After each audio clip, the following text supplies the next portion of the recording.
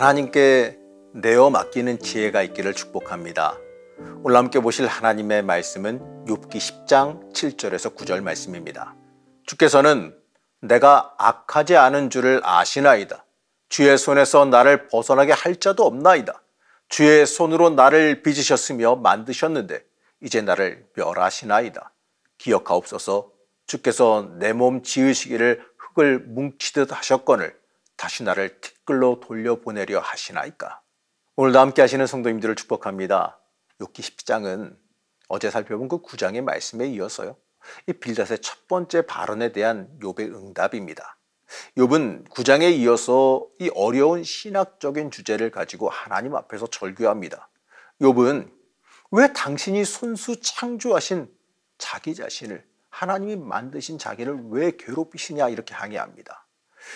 10장 8절에서 이렇게 말합니다. 주의 손으로 나를 빚어 만드시고 이제는 오히려 나를 없애버릴 작정이십니까? 신학적으로 말해보면 창조의 목적과 의미가 도대체 무엇이냐라고 하는 질문입니다. 지금 욥이 당하는 그 고난이 너무 크고 힘들고 억울해서 자기를 만드신 하나님을 향해서 원망할 수밖에 없습니다. 왜냐하면 하나님께서 본래 자기를 만드실 때 좋은 의도로 만드셨을 텐데 지금은 정반대로 까닭을 알 수 없는 억울한 고난만 당하고 있으니 자기를 지으신 창조의 목적과 의미를 의심할 수밖에 없다는 겁니다. 욥이 또 한번 죽음을 원하며 차라리 하나님이 자기를 떠나달라고 간구합니다. 20절 말씀입니다. 나의 짧은 생이 거의 끝나지 않았습니까? 제발 좀 내버려 두십시오. 나는 잠시라도 평안한 시간을 갖고 싶습니다. 나는 곧 다시 돌아올 수 없는 곳으로 가게 될 것입니다. 욥은 이렇게 생각합니다. 하나님이 욥을 원수로 대하셔서 지속적으로 괴롭히고 계시니 하나님이 자기 곁을 떠나지 않고서는 자기가 쉴 방법이 없다라고 생각했어요. 이 두 부분을 보면서요, 역설적으로 욥이 얼마나 하나님을 깊이 신뢰하고 있는지를 살펴볼 수 있습니다. 다시 말해서 욥이 하나님께서 자기를 만드신 창조주이시고 이 자신의 존재를 마감시킬 수 있는 주인이심을 철두철미하게 믿었기 때문에 이렇게 간구할 수 있는 겁니다. 흔치는 않지만 우리가 너무 견디기 힘든 고통과 고난을 당했을 때 우리를 낳고 길러주신 부모님을 원망하기도 합니다. 왜 나를 낳으셔서 이 고생을 하게 하십니까? 이런 거죠. 욥도 마찬가지입니다. 하나님께서 자기를 선한 목적을 가지고 창조하셨다면 자신을 끝까지 보호해 주셔야 되는데 이 창조 의도와 달리 고통을 주시는 이유가 무엇이냐라고 말하는 겁니다. 욥은 이 선한 의도와 목적을 가지고 이 정성을 다해 자기를 창조하신 하나님의 모습과 이 부당한 고통을 안겨주시는 하나님의 사이에 존재하는 그 모순을 견딜 수 없어 합니다. 우리 기독교는 하나님께서 우주 만물을 창조하셨고 다스리고 보호하시며 완성하시는 주인 되심을 믿습니다. 하나님은 우주 만물을 하나둘 만드신 후에 연거푸 말씀하십니다. 보기 좋았더라. 이렇게 기독교는 하나님의 창조의 선하심을 확신합니다. 욥은 하나님께서 자신을 선하게 창조하셨는데 지금 자신의 모습을 보면 왜 이렇게 악하게 자신을 대하시는지 괴롭다고 그 괴로움을 토로합니다.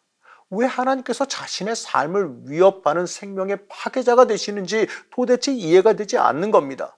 3절 말씀을 보게 되면 욥은 이렇게 말합니다. 주의 손으로 직접 만드신 나는 학대하시고 멸시하시면서 악인의 책략을 너그럽게 보시는 것이 옳은 일이십니까? 여기서 우리는 하나님께서 작품을 만드시는 분이라는 개념을 만나게 됩니다. 예레미야 18장은 하나님을 이 진흙으로 그릇을 빚는 토기장이로 비유합니다. 욥도 8절에서 9절을 통해 하나님이 자기를 흙으로 빚어 만드셨을 때 이 정성을 다해서 아름다운 작품으로 만드셨는데 왜 자신을 파괴하시느냐 이렇게 항의하고 있습니다.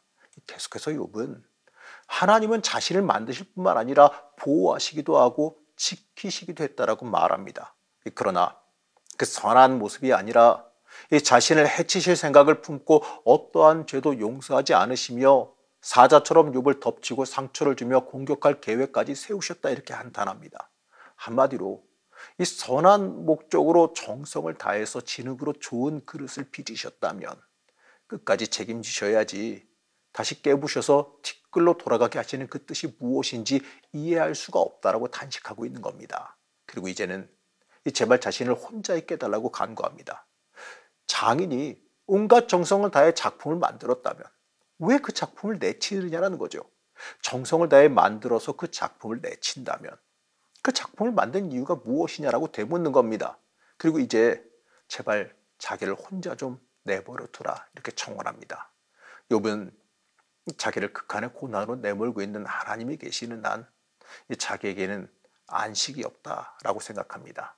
사랑하는 성도 여러분, 하나님이 정성을 다해 빚은 선한 피조물을 왜 끝까지 잘 돌보시지 않고 내치실까? 이러한 문제는 하나님의 주권과 자유에 관한 문제입니다. 예레미야 18장 1절에서 6절은 이 토기장이와 진흙의 비유를 통해 하나님의 절대 주권과 자유를 강조합니다. 이 토기장이가 이 진흙을 가지고 잘못 빚을 경우 이 그릇을 깨뜨리고 다른 그릇을 빚을 주권과 자유가 있듯이 유다 백성들이 하나님의 마음에 어긋나게 될 경우 깨뜨릴 수 있는 겁니다. 욥은 견디기 어려운 그 부당한 고난을 당하면서 자기를 창조하신 하나님을 향해 원망을 합니다. 그렇게 선한 목적으로 지으셨으면 끝까지 자기를 선대하셔서 아름다운 모양으로 간수하셔야지 왜 자기를 이렇게까지 깨뜨리고 괴롭히냐라는 것이지요. 여기서 우리는 두 가지로 응답할 수 있습니다. 첫째로 예레미야가 말씀한 것처럼 하나님은 진흙으로 작품을 빚을 수도 있고 깨부실 수도 있는 절대 주권과 자유를 가지신 분임을 깨달아 알아야 됩니다. 여러분, 우리는 하나님께 쓰임받기 위해 존재합니다. 하나님께서 때로는 우리를 쓰시기 위해서 고난의 자리를 주시기도 합니다. 그것이 우리가 보기에는 아무런 이유 없어 보이고 마치 하나님의 심술 같아 보일지라도 하나님의 커다란 계획 속에서는 그것마저도 하나님의 일을 위한 것임을 깨달아 알아야 됩니다. 우리는 하나님의 커다란 계획을 다 알 수는 없습니다. 하지만 중요한 건 말이지요. 우리가 하나님의 뜻 안에서 살아가고 있다는 겁니다. 그렇기 때문에 우리는 하나님께 항의할 필요가 없어요. 다만 그 안에 있는 하나님의 계획이 무엇이냐라는 것을 볼 수 있어야 됩니다. 이 사탄이 욥을 공격하고 흔드는 건 그가 하나님의 계획과 뜻을 벗어나느냐 끝까지 하나님을 위한 삶을 살아가느냐를 구별하기 위해서입니다. 사랑하는 성도 여러분, 고난의 문제는 어렵습니다. 괴롭습니다. 하지만 그 고난의 순간에도 우리는 신앙이 우리의 인생의 중심이 돼야 됩니다. 때로는 고난의 자리도 우리가 쓰임받는 자리라는 것을 깨달아 알아야 됩니다. 두 번째는 하나님께서 욥에게 고난을 허락하신 것은 이 정금과 같이 연단되어 더 훌륭한 신앙인으로 만드시기 위함임을 알아야 됩니다. 하나님은요, 우리를 절대로 버리시지 않습니다. 우리를 고난의 자리로 인도하신다 해서 우리를 버리신 것이 아닙니다. 우리가 고난당할 때 주님께서도 안타까워하고 계십니다. 하지만 그 자리를 거쳐야 우리가 성장하기 때문에 우리가 더 좋아지고 하나님의 맞는 자가 되어지기 때문에 안타까워하시면서도 그 고난의 자리를 우리에게 허락하시는 겁니다. 이 고난은 변장된 축복이요 축복에 이르는 통로임을 깨달아 알아야 됩니다. 우린 그렇기 때문에 어려울 때, 고난일 때 물론 힘들고 어렵겠지만 좌절하거나 낙망하지 말고 그 고난 저편에 있는 하나님의 계획을 바라봐야 됩니다. 그 고난을 바라보면서 주님께서도 안타까워하고 계시며 우리를 돕고 계신다는 걸 알아야 됩니다. 그리고 우리가 이 고난을 통해 하나님의 복에 이를 수 있다는 걸 깨달아야 됩니다. 고난이 오히려 복의 통로가 되기 위해서는 우리가 고난 중에 온전히 순전한 신앙인으로 설 수 있어야 됩니다. 그럴 때 우리의 자리가 승리의 자리로 옮겨지게 됨을 믿으시기 바랍니다. 사랑하는 성도 여러분, 오늘날로 살아가시면서 이해할 수 없는 고난이 다가올지라도 우리는 그 안에서 우리를 향한 하나님의 소망과 계획이 있음을 바라보시기 바랍니다. 하나님은 절대로 우리 손을 놓지 않으셨습니다. 오늘날도 그 손 꼭 붙잡으시고 축복에 이르는 그 통로를 넘어가시기를 시간 간절히 축복합니다. 고난 중에도 우리 손을 놓지 않으시는 하나님, 고난과 어려움 가운데 하나님의 섭리와 은혜를 볼 수 있는 믿음의 눈을 열어주시길 원합니다. 악한 마귀는 우리에게 이해되지도 않고 우리의 기준에서 부당하기만 한 그 고난에 집중하게 만듭니다. 억울한 그 사실에만 집중하게 만듭니다. 우리의 아픔과 어려움을 더 견디기 힘들게 만듭니다. 하나님, 우리를 붙잡아 주시고 보호하여 주셔서 그 유혹 가운데 넘어가지 않게 하여 주시기를 원합니다. 괴로울 때, 힘들 때 더욱 하나님의 주권 앞에서 복종하게 하시고 고난 중에 우리를 향한 하나님의 복된 인도하심을 순종함으로 따라갈 수 있게 허락하여 주시옵소서. 오늘 하루 살아가면서 끝까지 우리 손 놓지 않으시고 붙잡아 주시는 주의 은혜를 체험하시기를 원하오며 거룩하고 존귀하신 예수님의 이름으로 간절히 기도드렸습니다. 아멘.